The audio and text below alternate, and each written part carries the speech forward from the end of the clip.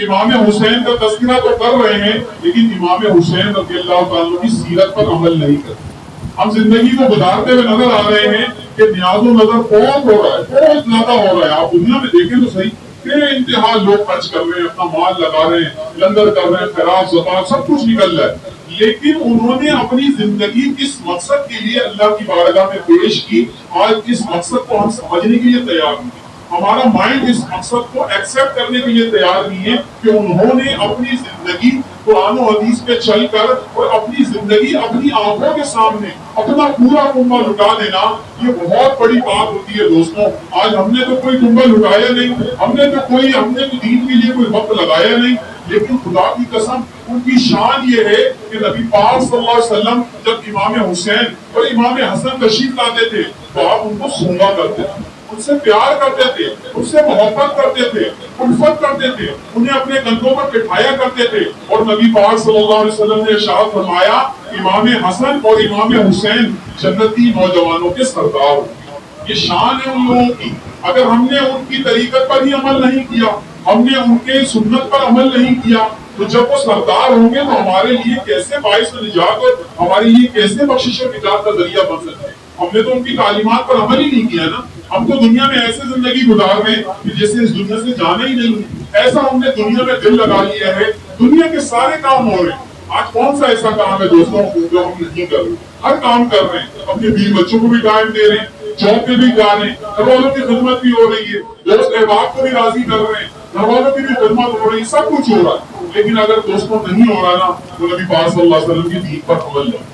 اور یہی چیز کربلا کے میدان میں سب سے نمایاں نظر آئی کہ جس طریقے سے امام حسین رضی اللہ تعالیٰ نے اپنی اور اپنے اہل و عیال کی قربانی پیش کی, یہ سب سے بڑا نظریہ تھا, کیونکہ یہ نظریے کی بنیاد پہ یہ سارا معاملہ تھا. ورنہ آپ چاہتے تو اپنے گھر تشریف لے کے جاتے, دین اجازت دے گا اس چیز کی. لیکن کیا کہ آپ نے یہ عمل پیش کر کے امت کو بتایا کہ میرے بعد بھی ایسے بڑے لوگ آئیں گے کہ جو دین کے بارے میں تو بات کرتے ہوں گے, نماز بھی پڑھتے ہوں گے, اللہ کا ذکر بھی کرتے ہوں گے, لیکن ان کی زندگی دیکھو تو شیطانیت بھری ہوئی زندگی ہوگی. گناہ کرتے ہوئے نظر آئیں گے, سود کا کاروبار کرتے ہوئے نظر آئیں گے, حرام کاریاں کرتے ہوئے نظر آئیں گے, زنا کرتے ہوئے نظر آئیں گے, شراب نوشی کرتے ہوئے نظر آئیں گے. جب وہ بات کہیں تو تم نے سیسا پلائی ہوئی دیوار کی طرح کھڑے ہو جانا ہے, اور اگر تمہیں میری قربانی نظر آ جائے تو تم کھڑے ہو جانا.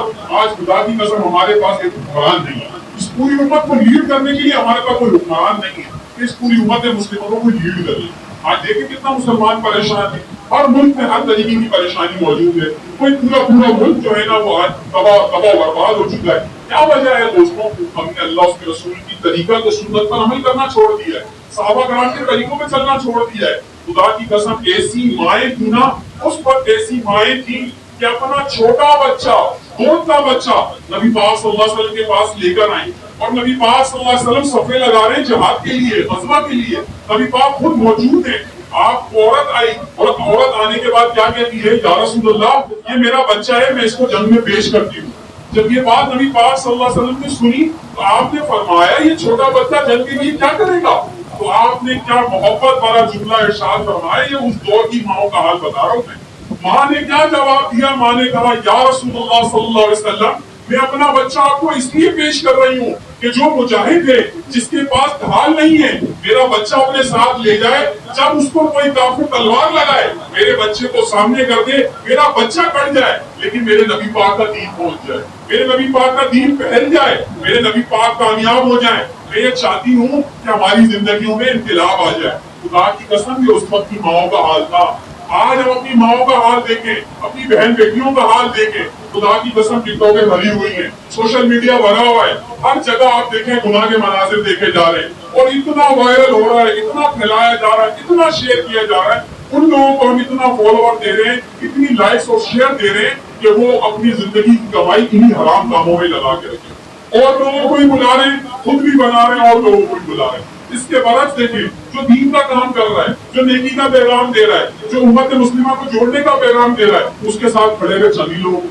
کیا وجہ ہے دوستوں آج ہم دین پر عمل کرنا ہی نہیں چاہتے؟ اس وقت کا حال دیکھیں کہ کیا حال تھا کہ اپنا سب کچھ لٹا دیا دین کے اوپر, لیکن ایک زبان پر یہ بھی نہیں آیا کہ پتہ نہیں میرے بعد کیا ہوگا, اتنا بھی سوچ نہیں ہے.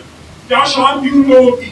انہی لوگوں کے بارے میں اللہ تعالیٰ نے قرآن میں فرمایا رضی اللہ عنہم ورضوان کہ اللہ ان سے راضی ہے اور یہ اللہ سے راضی ہے۔ اسی لیے اللہ نے قرآن مجید میں ارشاد فرمایا جیسا نبی پاک حکم فرما دیتے تھے ویسا وہ لوگ کرنے والے بن جاتے تھے۔ ان کے ذہن میں یہ نہیں تھا کہ یار میرے بعد کیا ہوگا، میرے ساتھ بچوں کا کیا ہوگا، نہیں، نکل گئے تو نکل گئے۔ حضرت حنظلہ رضی اللہ تعالیٰ عنہ نئی نئی شادی ہے، بالکل رات کا وقت ہے، رات کی کیفیت ہے، تشریف لائیں، بیوی کا گھونگھٹ اٹھایا ہے، جیسے ہی گھونگھٹ اٹھایا ادھر نبی پاک صلی اللہ علیہ وسلم کے دین نے آواز دے دی کہ تمام مجاہدوں کو نبی پاک صلی اللہ علیہ وسلم بلا دیں۔ تمام لوگ پہنچے، نبی پاک صلی اللہ علیہ وسلم نے بلایا ہے۔ ابھی یہاں کیفیت یہ ہے، نئی نئی رات ہے، سب کچھ ہے ابھی ہمارے پاس، نہیں جاتے تو نہیں جاتے، لیکن انہوں نے مقدم رکھا نبی پاک صلی اللہ علیہ وسلم کو، آپ کی تعلیمات کو مقدم رکھا۔ خدا کی قسم جب آپ اپنی بیوی کو چھوڑ کر نبی پاک صلی اللہ علیہ وسلم کے ساتھ تشریف لائے اور اسی جنگ کے اندر آپ شہید ہو گئے، خدا کی قسم نبی پاک صلی اللہ علیہ وسلم اپنے پنجوں کے بل پہ چلتے تھے۔ کسی پوچھنے والے نے پوچھا کہ کیا بات ہے نبی پاک صلی اللہ علیہ وسلم آپ پنجوں کے بل چل لیں؟ آپ نے فرمایا حنظلہ کی شہادت میں اتنے فرشتے نازل ہوئے کہ مجھے پاؤں رکھنے کی جگہ نہیں ملی۔ یہ شان تھی ان لوگوں کی، یہ صحابہ کا عالم تھا، اہل بیت کا عالم سنے۔ خدا کی قسم 72 نفوس کو اپنی آنکھوں کے سامنے لٹا دینا، ان کے لاشیں لے کر آنا، اور پیچھے پتہ ہے میرے جنازے کو کوئی گندہ دینے والا نہیں ہے، میرے بعد پیچھے کوئی نہیں ہے، لیکن یہ سب پتہ ہونے کے باوجود بھی اپنی زندگی کو قرآن و حدیث پہ چلا رہے ہیں، نانا کے مشن کو لے کے چل رہے ہیں۔ کہیں ایسا نہ ہو کوئی بعد میں آنے والا شخص کہتے کہ یار وہ جو تھے وہ گھر چلے گئے، دین کو چھوڑ دیا۔ نہیں دوستوں، انہی کے لیے فضائل و مناقب قرآن و حدیث میں بیان ہوئے ہیں، انہی کے لیے نبی پاک صلی اللہ علیہ وسلم نے فرمایا یہ نوجوان جنت کے سردار ہوں گے، جتنے لوگ جنت میں جائیں گے ان کے سردار ہیں۔ تو سرداروں کو کیسی کیفیت دکھانی تھی؟ اعلیٰ منصب پہ فائز ہونا تھا۔ انہوں نے یہ نہیں دیکھا کہ میرے بعد کیا ہوگا، انہوں نے یہ دیکھا اگر میری وجہ سے دین بچ جاتا ہے، نانا کا مشن باقی رہتا ہے، تو میں اس چیز کے لیے حاضر ہوں، بلکہ میں کیا حاضر ہوں، میرا پورا گھرانہ ہی حاضر ہے۔ تو یہ شان ہے ان لوگوں کی دوستوں کہ جنہوں نے رسول اللہ صلی اللہ علیہ وسلم کے مشن کو سمجھا ہے۔ آج ہم نے مشن کو سمجھا نہیں ہے، ہم زبانی کلامی سارے کام کر رہے ہیں، ہم نذر و نیاز میں بہت آگے، ہم نوافل پڑھنے میں بہت آگے، لیکن جب بات آتی ہے دین کی، فرض نماز کی، تو خدا کی قسم فجر میں ایک صف ہوتی، ایک صف فجر میں لگی ہوئی، اور باتیں کرنے والے کتنے ہیں؟ سوشل میڈیا بھرا ہوا ہے، مفتیان کرام سے سب سے اتنی باتیں کریں گے، اتنے دلائل دیں گے، دلائل کے میدان میں ان سے اچھا کوئی نہیں، ان سے کوئی